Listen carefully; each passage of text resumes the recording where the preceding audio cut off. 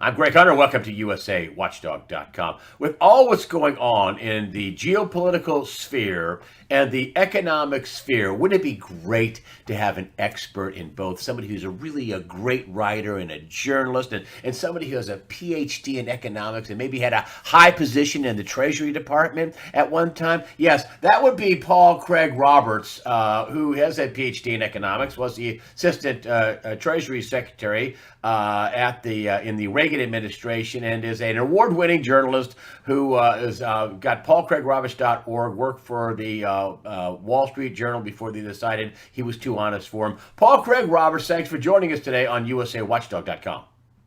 Pleased to be with you, Greg. Let's start with the obvious crazy that the radical Marxist Democrats are trying to take the country in and trying to destroy the country. Your thoughts on what's the big picture of what they're trying to accomplish? What are they doing? Well, I think they're trying to give impunity to violence that's conducted in the name of opposing white racism. So, if you want to take action against white racism, which includes all white people, because by definition, if you're white, you're racist. So any violence against white racism is legitimate, and therefore it would be illegitimate to try to stop that violence. So this is the reason the Democrats have not taken any action to prevent or quell or control the rioting, the looting, and the burning, because law and order is white privilege, and white privilege upholds racism, and therefore law and order is in the way of justice. So that's the way they reason. This kind of reasoning has been shaping up over many years. It's part of cultural Marxism. It's part of identity politics. And now it's come into its own. So what you see is impunity given to violence that is justified as action against whites. The mainstream press, which you were a part of, and so was I. You were in the Wall Street Journal. You were a big hitter for them. I used to read your stuff when I was at CNN. And I thought, wow, I can't believe they're letting this guy say this stuff. So it was just the truth. Boing, pie in the face. But it's a cartoon. These people think that they are journalists and they are propagandists. They are not journalists. Up until this week, for 90 days, they were telling us that the protests were mostly peaceful. It was almost a cartoon with the picture of the black reporter with the flames 15 feet over his head or 20, 30 feet over his head with a respirator and goggles on with a crawl saying the protests are mostly peaceful. I mean, what do you make of the coverage of this, being you've had actually two big careers in the Treasury and a PhD in economics, which we're going to get to some of the financial stuff in a minute, but also you're award-winning journalist in your own right at paulcraigroberts.org. What do you make of the state of the propaganda media now? You see, white people are deracinated. I'm sorry, what? They're deracinated. What does that mean? All right, it means they have, through decades of propaganda against them and against their civilization and its behavior, they've lost confidence in their race. They've lost confidence in their accomplishments. They've lost confidence in their culture, and they're filled with a sense of guilt for all the wrongs they have been taught that they are responsible for. So that's what happens if you deracinate a people. They lose confidence and they can't defend themselves. They can't defend statues, for example, associated with their history. And so they permit the statues to be torn down. They permit the stores to be burned and looted. And they just haven't the confidence to defend themselves. And so they just get caught up in the accusations. And so white people are the people who can be freely accused of anything. It's not a hate crime. It's not hate speech. There's no political correctness as to how you have to speak to a white person. And so that's just the culture they've been born into. And what do you make of the media? I mean, we just had a guy. I don't know if you saw this video, just this past week, just last few days. Some black guy runs up behind him with a brick and hammers him in the back of the head. He doesn't even see the guy coming, and hammers him in the back of the head. And he falls down, boom, cold in front. They're laughing. They're taking video of this. They think it's a big joke. So what do you think of the media's coverage of what they're doing? Why is the media doing? Are they just totally in the pocket of the globalist, Marxist evil? I mean, they think they're journalists, and which we know they're not. They're propagandists. They're weasels. Well, why is the media acting the way they're doing? What's their goal? I think it's what I said. You know, the media, for the most part, is still white, and they're deracinated. And you know, identity politics teaches that whites are responsible for the oppression of everybody else. And all the crimes in the world, you know, colonialism, imperialism, etc. It goes on and on. This is what they've been teaching in universities for decades, and it's finally taken hold and had an effect. You know, most of this Antifa and Black Lives Matter, as far as I can tell, are white people. The polls show that 80% of Black Americans are totally opposed to this rioting. It's something that's led by and financed by white people. And these are people that they seem to be largely university people. And they have had the decades of propaganda that whites are evil. They do evil things to everybody. They colonialize them. They put them in slavery. They invade them. They do all these things. And there's a lot of truth in that, but it's not done for racist reasons. That is what I think is going on. What you're watching is the collapse of white self-confidence. And so they're simply being moved aside. Well, I mean, what they want to do is take over America, isn't that what this really is? I mean, you've had Angela Davis, the former activist or current activist, say we're just using this as a cover. We want to overthrow America. I mean, that's really what they want to do. They want to say, hey, you're racist, you're evil, you need to turn everything over to us now. That's what they're basically saying, aren't they? Well, it can look like that, but I just don't know how much it has to do with them. I don't think this is a globalist or a Marxist thing. I think this is, you see, traditionally liberals have used denunciation as a way of achieving reforms. They chose that path, I think, because of the sort of Puritan streak that was in the New England Americans.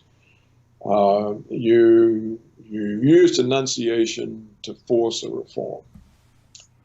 And so denunciation becomes, takes the place of persuasion.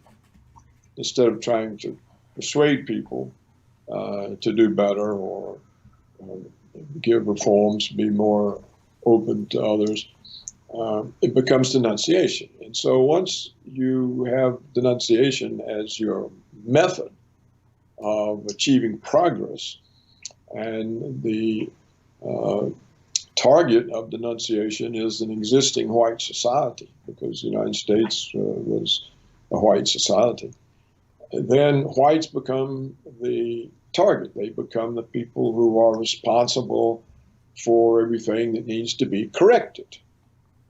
So it's open season on them. And it's no longer restrained by the willingness of whites to stand up for themselves or to use the positions of authority and power that they have. Instead, they use the positions of power and authority against the whites. And when you have people who are elected mayors and they say, well, law and order is a white privilege. Well, that's just kooky. Well, I mean, I'm not saying you're kooky. They're kooky. I mean, when they say that, you're right. They are saying that. I mean, Ted Wheeler in Portland said, "We just let her burn itself out." I'm like, wow, just let the rapists rape until they get tired, or the robbers rob until they get all the money they need. I mean, it's so stupid. But it's not that. It's a real ideology, and it's extremely dangerous. And it's really the ruling ideology. It's far more powerful than patriotism. It's not people being silly and stupid. This is a dangerous ideology. In fact, it's everywhere. You just said, let the rapists rape until they're tired of it. Well, that's what happens in Sweden. The Swedish women are afraid to leave their homes. They get raped on street corners by the Muslims and the darks they've let in from the third world. And if the police say anything about it, they get fired. It's a hate crime. The women are even afraid to report. If they get raped by a black man, they're afraid to report it because they get accused of a hate crime.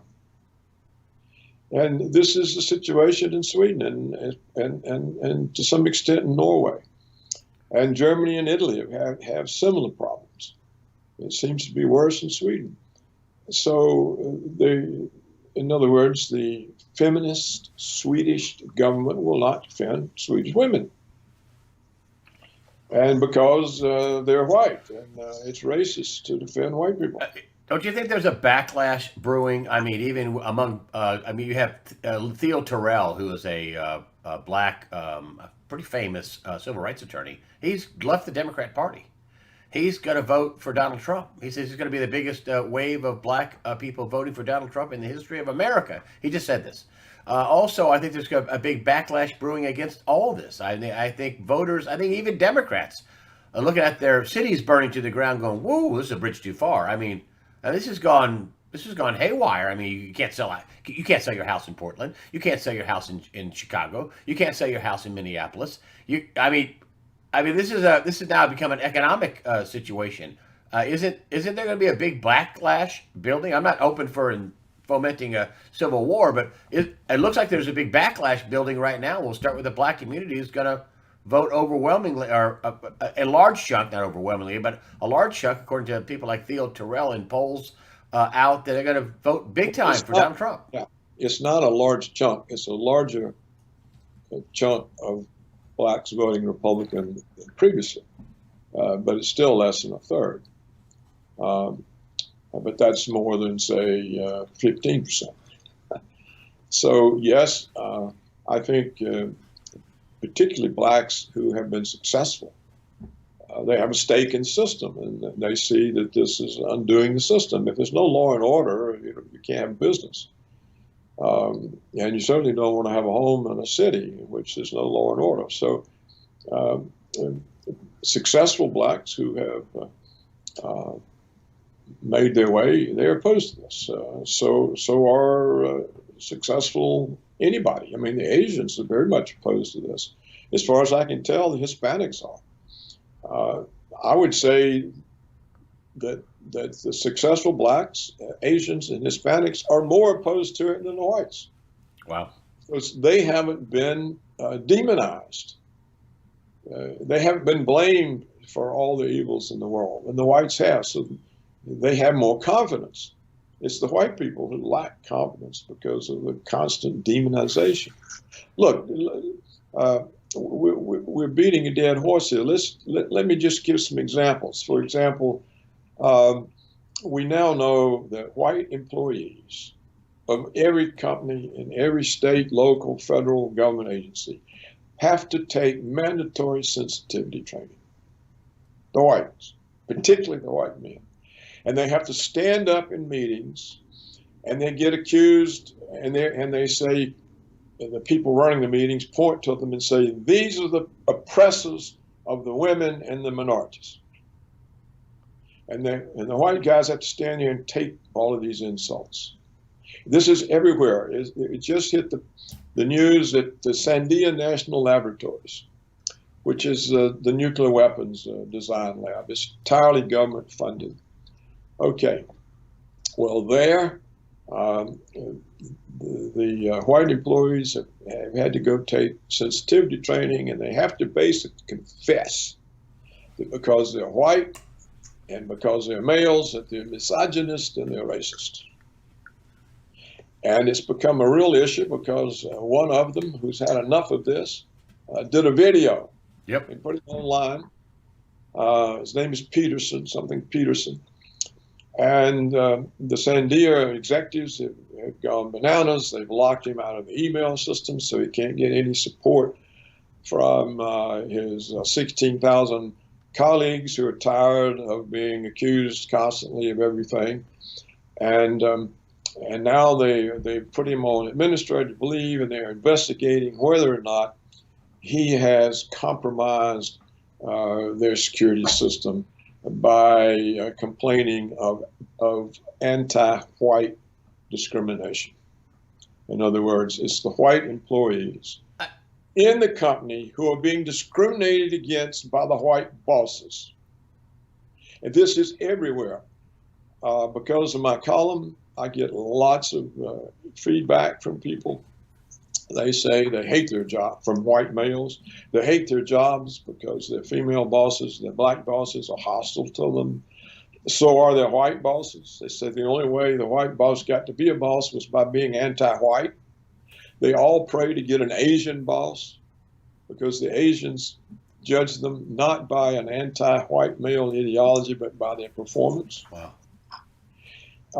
They all tell me they have to go to these sensitivity trainings, and you have to sit there while see, there's all kinds of companies now that go and hold sensitivity trainings. Could you imagine making black people stand up and say, you're the reason why your crime is high, you're the reason why you should confess that you're bad because your color? Could you imagine telling black people to stand up in a sensitivity training meeting? They wouldn't do it. They have too much confidence. But you see, the whites don't have any confidence. They're deracinated.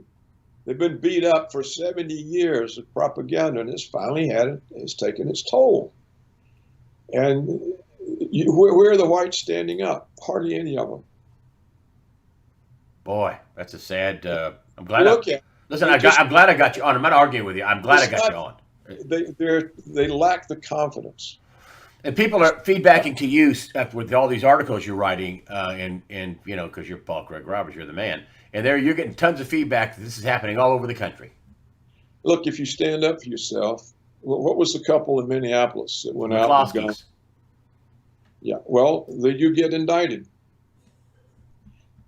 If a white guy stands up, now look, what was the 17-year-old kid that shot a few of them who were trying to kill him? Yeah, Kyle, what's his name? Can't remember his last name. Yeah. Rittenhouse. Rittenhouse, yeah, that's right, that's it. All right, well, the videos show that they actually were trying to kill him. And one of them has a pistol in his hand. That's right.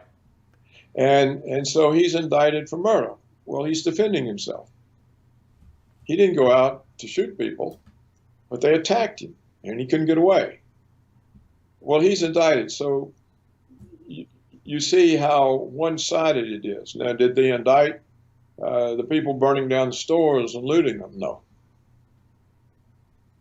So when you have highly trained professionals who, because they're white, have to listen to being denounced in the audience of their workforce, and being told that to be white is a privilege, and it means that you're racist because you're white and you have white privilege.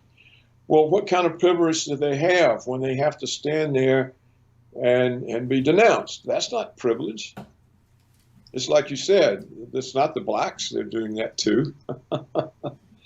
And who's doing it to these white people? Mainly it's white women. Most of these firms, sensitivity training, they're run by feminists who hate men. So if you're white, you get it because you're white, and then you get it because you're a male. And this is mandatory in these firms. It's mandatory state, local government, federal government. This is obvious racism. This is obvious sexism. Could you imagine staking women and having them stand up in a class and saying, because you're women, you're stupid, or you're causing all the problems. It's because you have whatever. I mean, could you imagine doing that to a woman? Telling them that they have to apologize for being a woman? See, they're protected by feminism. It's a strong movement. It has lots of confidence. Wow. So, and blacks now have a lot of confidence because they've been told that their situation is due to oppression.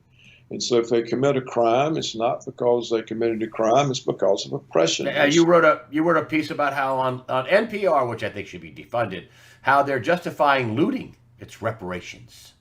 Right. The NPR, there was an article, it was written by Natalie Escobar, and she's reporting on a book that just came out, I think, last week, by Vicky Osterwale, called In Defense of Looting. And once again, since law and order are white privileges, looting is valid, as long as it's looting in the name of blacks. Now, it's not okay for white people to go loot. And she kind of evades the issue of how come there's so many white Antifas and so many white BLMs.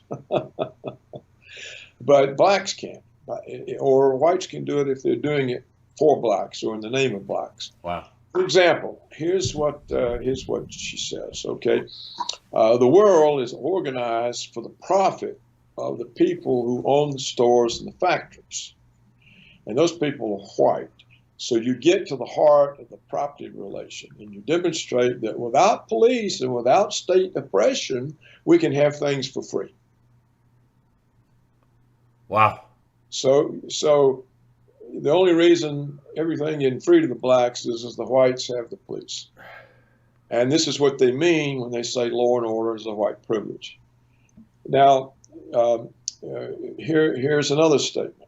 The very basis of property in the United States is derived through whiteness and through black oppression, through the history of slavery and settler domination of the country. Looting strikes at the heart of property, at the heart of whiteness and of the police. It gets to the very root of the way these three things are interconnected, and it also provides people with an imaginative sense of freedom and pleasure, and helps them imagine a world that could be. And the part that doesn't really get talked about is that riots and looting, these people are experiencing a sort of joy and liberation. Huh. So this is the apology for it. And it's the reason the Democrats don't enforce law and order, because law and order protections for white people. And anything that protects white people sustains the system. It continues their oppression of black people. You know, half the businesses. You can laugh and say how silly it is, but it is a powerful ideology. You can see it operating. No, I'm not laughing. No, I believe you. Democratic-run cities. You're sitting there watching this ideology operate. Yeah. And so it has to be taken seriously. It's dangerous. And it's particularly dangerous when the whites have lost enough confidence that they don't. I mean, you got to ask yourself, what kind of population does Portland have? I mean, it's something like 93% white to elect these crazy people they have running the city. These anti-white racists. You know, the mayor and the city council in Portland, in Seattle, these are anti-white racists, even though themselves they're white. Wow. So what's wrong with the populations that they put people in office who will not defend whites or their property? So you can see it's gone a long ways. Yeah. You know what? The police chief in Raleigh a couple of months ago came out and said, I'm going to put my officers out there just to defend people's property. Oh, well, really? So you just decided to not be a cop, and thanks for the health care and vision and dental and all the paychecks and all that. And you're not going to do your jobs. This is a police chief of Raleigh. Came out and said they wouldn't stop. Raleigh's a mess. They've been rioting in Raleigh. The press won't cover it in my state. It won't cover it. I think I've heard they've been routing in 400 cities. That's outrageous. In Greensboro, they did $1 million worth of damage and windows busted downtown. For the grace of God, they only burned down one mattress store. But Greg, don't you see? This illustrates the point I've been trying to make. You're making a good one. There's no confidence in white society. The whites have lost confidence. They're simply going to be moved aside, even though they're a majority. They're simply going to be moved aside. They can't.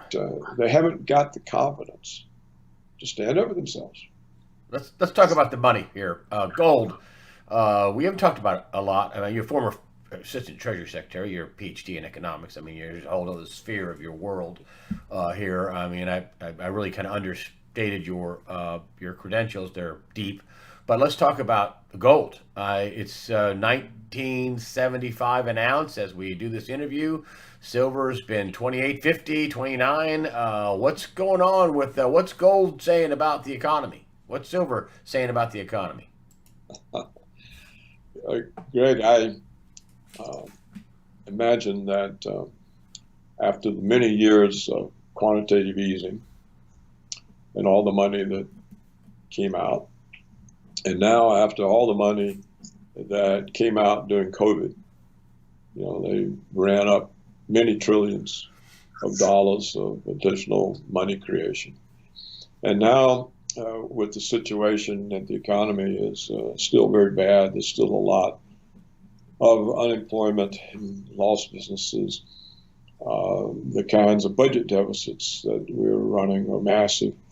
And so finally, it's dawning on a few people that, they may be printing too much paper for it to be worth much.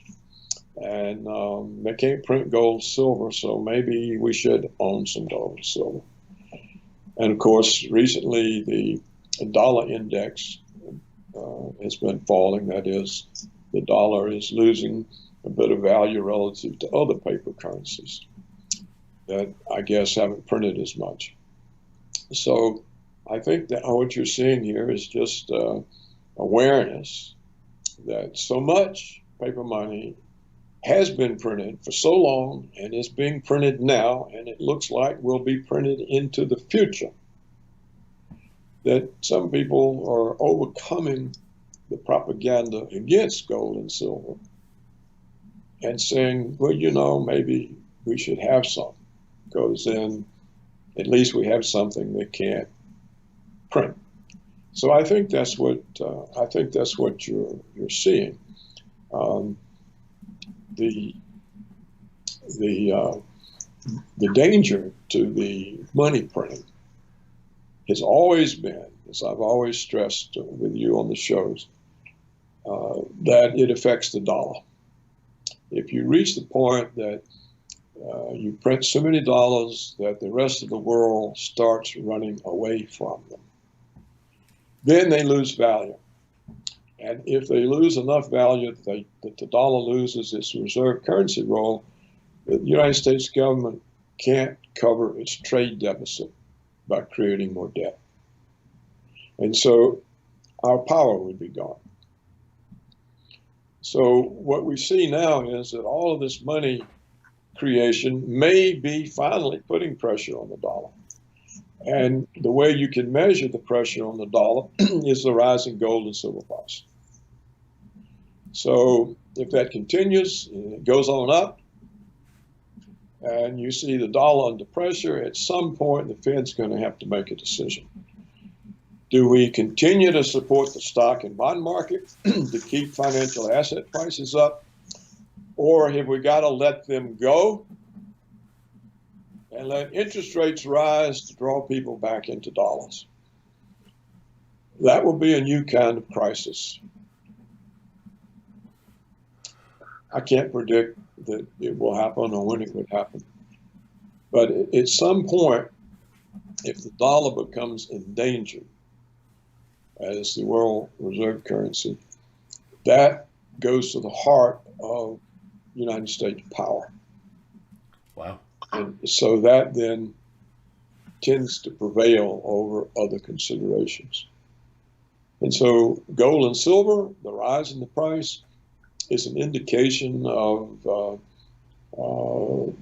some loss of confidence in the dollar. Whether it's enough to do any real damage remains to be seen. Well, it's going to come right down to just what that one simple question is: do we raise interest rates to defend the dollar, or do we keep it low and leave the stock market run? That's right. Wow. Eventually, I think they'll have to face that. And is gold and silver rising telling you that this decision is coming near? No, it's not rising that much. I mean, gold was $1,900 in 2011. Yeah. So it's really just kind of gotten back to where it was 9 years ago. We discussed many times how they suppress the gold price by selling naked shorts on the future market. Yeah.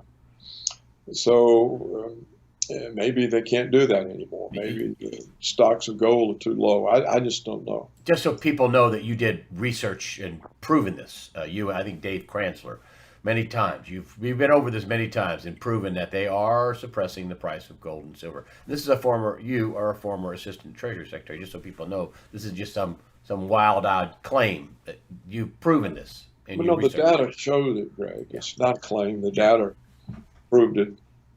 But whether they can still do it, I don't know. If they can, apparently not as well, because the gold price has gone back up. Now, it got over 2,000, but it got knocked down. Now, was this done in the futures market, or was it just speculators taking short-term profits? We'll just have to see, if it goes on back up. I think if the gold price starts hitting 2,500, 3,000, then the Fed knows it's got a problem. Haha. That's your line of demarcation. Well, not if it takes 10 years, but if it happens fairly quickly. If the gold price just starts going up and it stops going up, getting knocked down, and going up, getting knocked down, and it just starts moving up, and that would tell the Fed that the time is close at hand. They'll have to make some kind of determination. Now, you have to remember they can always do what Franklin Delano Roosevelt did and just seize gold. You have to remember it was illegal for Americans to own gold until sometime in the 1970s when Senator Jesse Helms got a law passed that Americans could own gold again.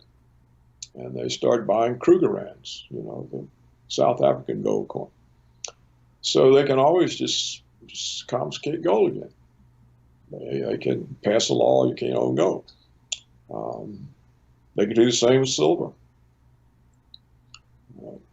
A threatened government will do whatever it thinks it needs to do.